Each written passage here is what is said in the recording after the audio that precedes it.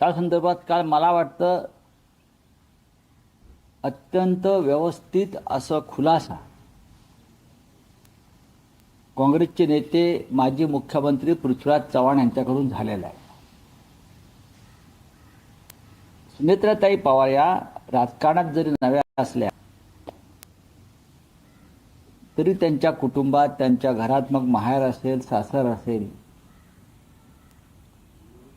राजकारण आहे. हळूहळू त्या स्थिरावतील. पण ज्या पद्धतीनं बीडच्या कायदा आणि सुव्यवस्थेवर प्रश्न विचारला गेला आणि त्यावर त्यांनी मौन बाळगलं, त्याच्यावरती काँग्रेसची प्रतिक्रिया आहे. त्या राज्याच्या उपमुख्यमंत्री आहेत. उपमुख्यमंत्री म्हणून राज्यातल्या घडामोडींवर त्यांचं लक्ष आहे.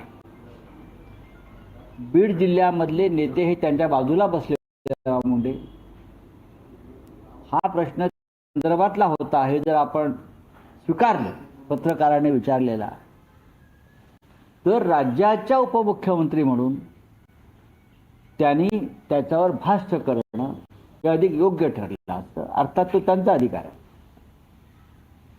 पण धनंजय मुंडे ह्यांनी त्यांच्या समोरच्या माईकचा ताबा घेतला असं मी ऐकलं आणि पत्रकार परिषद गुंडाळून त्या निघून गेल्या.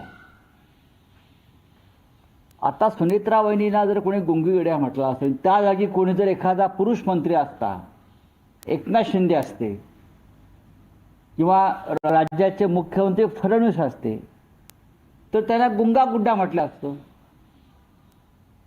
आपण राजकारणामध्ये आहोत. आपण ही टीका सहन केली पाहिजे आणि त्याच्यावरती भविष्यामध्ये या चुका होणार नाहीत याची काळजी घेतली पाहिजे.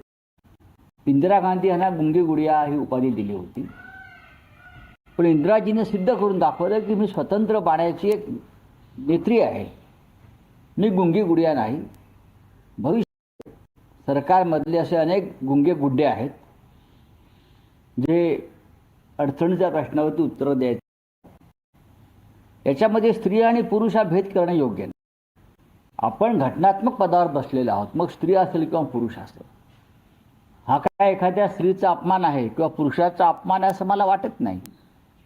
आपण अत्यंत संयमाने याच्यावरती भाष्य करणं राज्याच्या उपमुख्यमंत्री म्हणून हे अत्यंत गरजेचं असतं. पण यातून सुनेत्रा वहिनी नक्कीच अनुभव घेतील आणि शिकतील. बाकी भाषा वापरताना काळजी घेण्याची गरज आहे असं नक्कीच. वाटतं?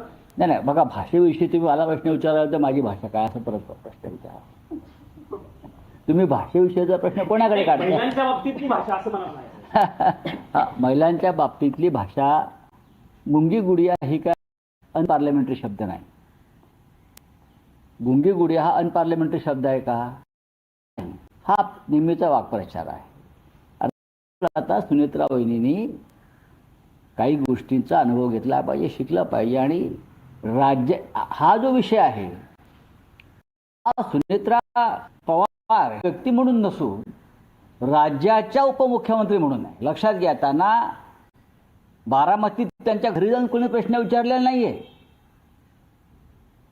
त्या राज्याच्या घटना त्यांनी शपथ घेतलेली आहे. बीडवर त्यांचं अधिपत्य आहे, त्यांच्या पक्षाचं. हा, बरोबर ना, आहेत ना. मग जर त्यांना प्रश्न विचारला असेल बीडचा लॉ अँड ऑर्डर आणि त्यांनी मौन बाळगला असेल, तर पत्रकारांच्या भावना आणि त्याच्यावरती व्यक्त झालेल्या राजकीय पक्षाच्या भावना या समजल्या पाहिजेत. यापुढे सुनेत्राताईकडून अशा प्रकारचं मौन बाळगलं जाणार नाही अशी माझ्यासारख्यांची, त्यांच्या अजितदादांच्या चाहत्यांची अपेक्षा आहे. मी मगाशी म्हणलो, तिथं जर धनंजयराव मुंडे असते पालकमंत्री आणि त्यांना प्रश्न विचारला आणि त्यांनी मौन बाळगलं असतं, तर त्यांच्याविषयी सुद्धा पत्रकारांनी किंवा इतर राजकीय पक्षांनी हीच भूमिका घेतली असती. पुरुषांना गुंगा गुड्डा म्हणा फार तर. हां, राष्ट्रवादी आंदोलन करणार आहे. कशा करता? सुनेत्रा पवारांचा अपमान झाला नाही, मला माहीत नाही. बघा, आता कोण कशा करता आंदोलनं करतील मला माहीत नाही. ह्याच्यामध्ये असं मला काय वाटत नाही. ठीक आहे, शब्द जपून वापरायला पाहिजेत वगैरे ह्या गोष्टी खऱ्या आहेत. पण हा अनपार्लमेंटरी शब्द असेल तर मग तो शब्दकोशातून काढावा लागेल. राष्ट्रवादी काँग्रेस पक्षाचे युवक माजी पक्षाध्यक्ष आहेत अजित पवारांच्या पक्षाचे, त्यांच्यासह इतर काही पक्षाचे कार्यकर्ते थेट काँग्रेसच्या ऑफिस. अरे चुकीचंच आहे, या दोन्ही गोष्टी चुकीच्या आहेत. इंदिरा गांधींसारख्या टोलेजंग व्यक्तिमत्वाला सुद्धा गुंगी गुडिया म्हटलं होतं ना. तेव्हा आंदोलन झाले नाही, तेव्हा इंदिरा गांधींनी हे सहन केलं होतं. इंदिरा गांधींनी आपल्या कर्तृत्वाने या पुढे गोष्टी सिद्ध केल्या की मी गुंगी गुडिया नसून मी स्वतंत्र निर्णय घेणारी, या देशावर प्रभाव टाकणारी स्त्री आहे. पुढे त्या देशाच्या पंतप्रधानांनी जे काम केलं त्याच पद्धतीनं सुनेत्राताई पवार काम करतील. असे काँग्रेसच्या कार्यालयावरती हल्ले वगैरे करण्यापेक्षा त्यांच्या लोकांनी लोकांच्या प्रश्नांना उत्तरं द्यावीत. बरं, असं आहे की त्यांचा जो पक्ष आहे हा अमित शहांचा पक्ष आहे, हे सगळ्यांना माहिती आहे. मग अमित शहा जसे सध्या लपून बसलेले आहेत ती भूमिका त्याने स्वीकारली. अमित शहाना आम्ही प्रश्न विचारतो आहे की लाठी मार कोणी केला, जंतर मंतरवरती पॅलेट गेट्स TV9 मराठी